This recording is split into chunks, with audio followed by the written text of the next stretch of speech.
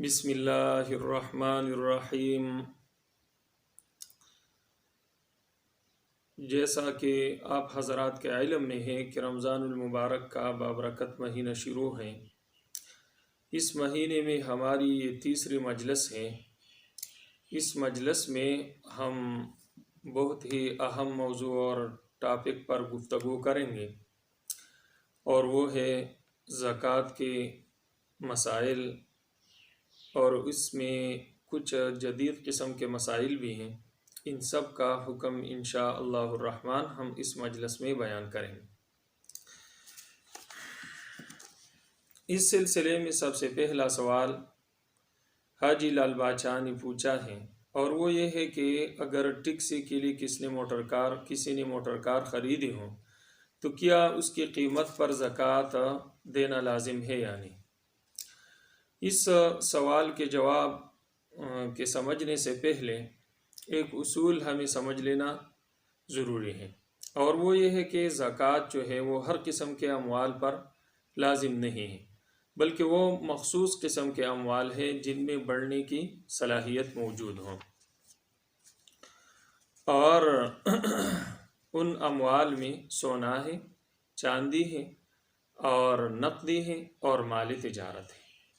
یہ چار قسم کے اموال ایسے ہیں جن پر سال گزرنے کے بعد زکوٰۃ لازم ہے۔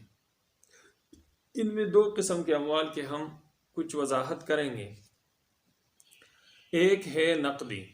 نقدی کا مطلب یہ نہیں ہے کہ وہ رقم آپ کے گھر میں پڑی ہوئی ہے یا آپ کی جیب میں رکھی ہوئی ہے تو اس کو ہم نقدی کہیں گے، بلکہ نقدی کے مفہوم میں وسعت ہے۔ نقدی اس رقم کو بھی شامل ہے جو آپ کے پاس گھر میں پڑی ہوئی ہے، اس رقم کو بھی شامل ہے جو آپ نے کسی کو قرض دی ہے اور اس کی ملنے کی امید ہے، یا آپ نے کسی بینک کے اکاؤنٹ میں جمع کی ہے، یا آپ نے اس رقم کی کسی کمپنی وغیرہ میں انویسٹمنٹ کی ہے، تو یہ سب نقدی کے زمرہ میں یہ رقم آئے گی اور اس کی زکوٰۃ نکالنا لازم ہے۔ اور دوسرا مال جو ہے وہ ہے مال تجارت۔ مال تجارت کا مطلب یہ ہے کہ جس وقت آپ چیز خرید رہے ہوں اس وقت آپ کی نیت ہو کہ میں اس کو آگے چل کر نفع پر آگے فروخت کروں گا، تو یہ نیت آپ کے زکوٰۃ نکالنے کی تاریخ تک برقرار رہے تو یہ مال تجارت ہے، اس کی زکوٰۃ نکالنا واجب ہے۔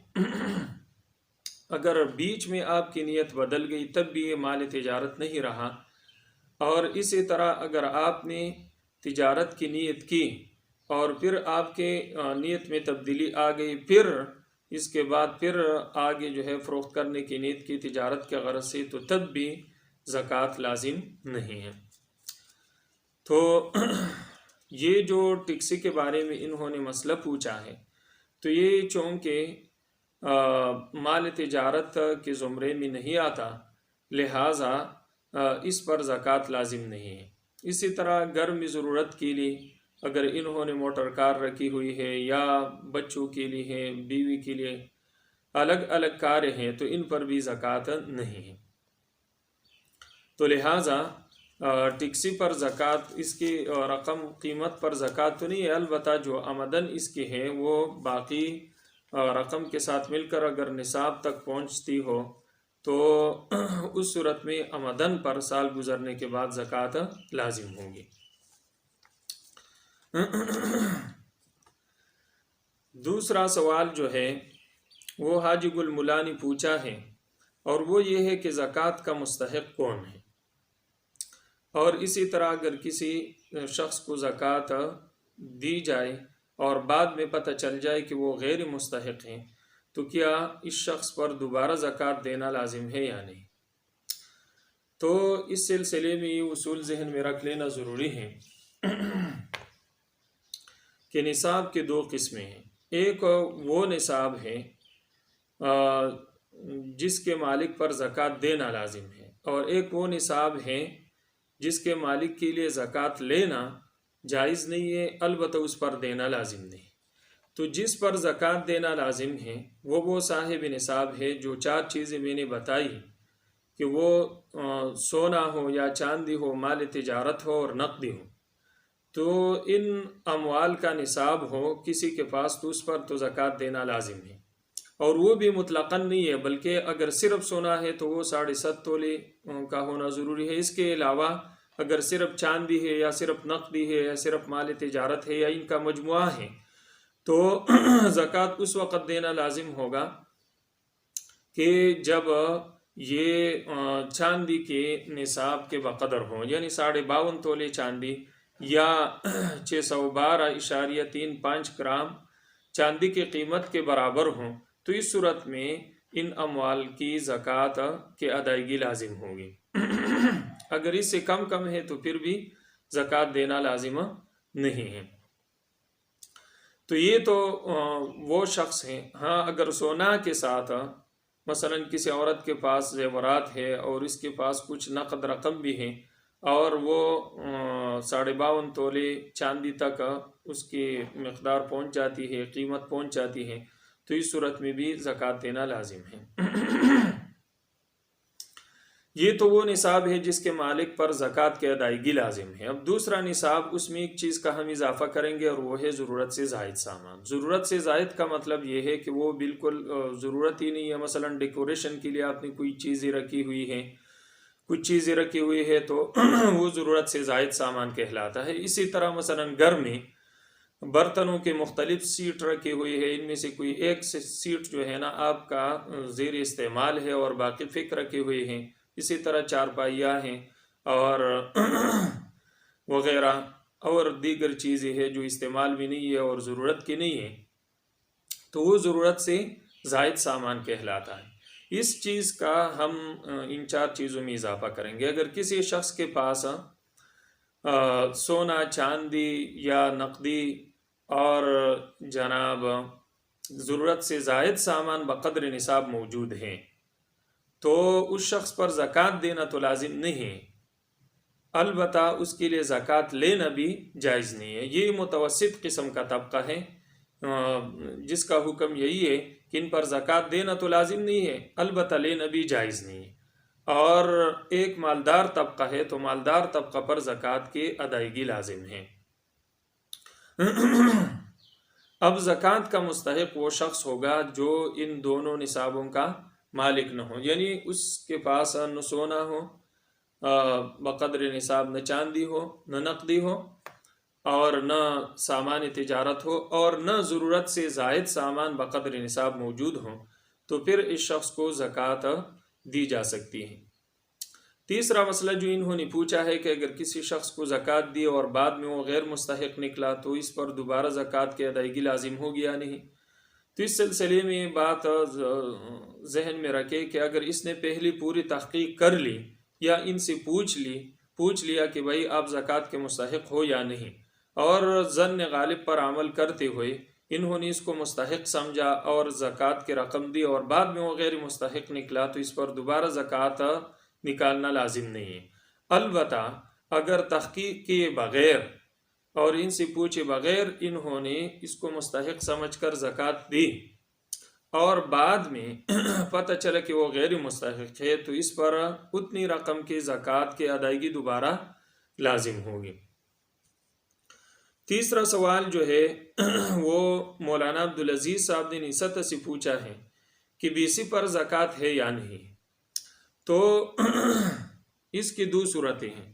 پہلی صورت یہ ہے کہ اس نے بیسی کی رقم لی ہے تو بیسی کے اندر اس کا اپنا جو حصہ بنتا ہے وہ تو اس کی تو زکوٰۃ لازم ہے اگر یہ شخص صاحب نصاب ہو۔ باقی جو رقم ساتھیوں کی رقم جو انہوں نے لی ہے تو وہ چونکہ ان پر قرضہ شمار ہوگا، لہٰذا اس کو موجودہ رقم سے منہا کر کے باقی جو رقم بچ جائے گی اس کی زکوٰۃ لازم ہوگی۔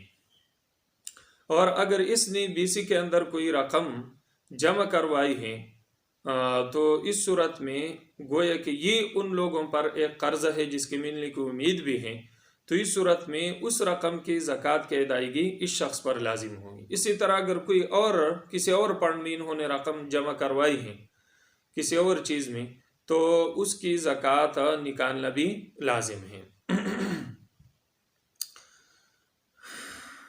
اگلا سوال مولانا موسیٰ خان نے باجوڑ سے پوچھا ہے، اور وہ یہ ہے کہ زکوٰۃ میں کس قیمت کی اعتبار ہوگی؟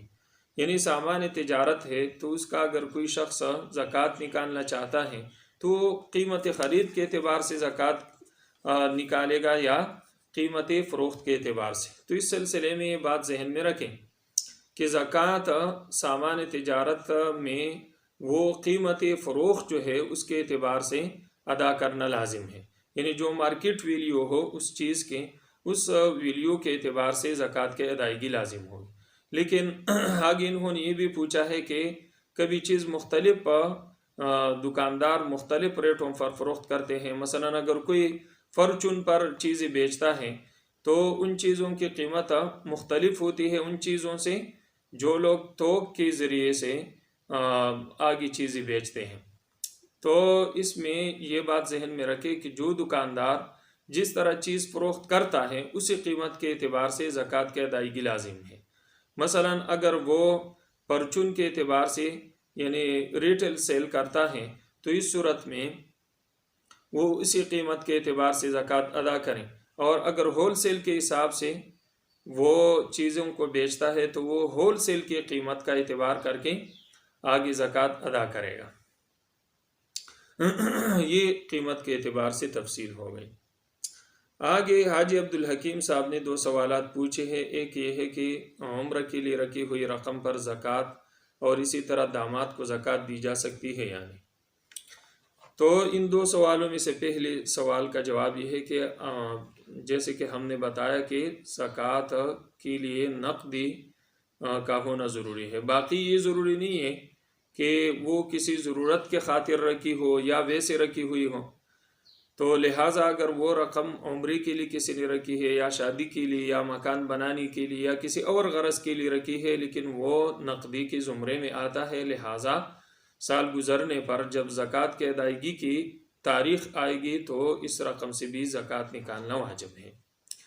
اسی طرح داماد کو زکوٰۃ دینا، تو دیکھو زکوٰۃ جو ہے وہ یہ ہے کہ مستحق وہ شخص ہے زکوٰۃ کا جو ضرورت سے زائد سامان اس کے پاس بقدر نصاب نہ ہو، سونا چاندی اور نقدی نہ ہو۔ اسی طرح وہ آپ کے